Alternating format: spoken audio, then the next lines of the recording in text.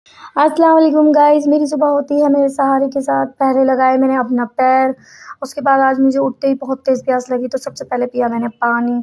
और आज मेरा खाना खाने का बिल्कुल मन नहीं था तो मैंने लिया अपने लिए रूअफ़ज़ा। पहले भी लिया दूध, उसके बाद लिया रूअफ़ज़ा, फिर उसके बाद मैंने रूअफ़ज़ा पिया। उसके बाद आई मैं बाजी के यहाँ पे, बाजी बिल्कुल पास में ही रहती हैं और ये सब लोग कर रहे थे सहरी और ये अनस कर रहा था साथ में मस्ती।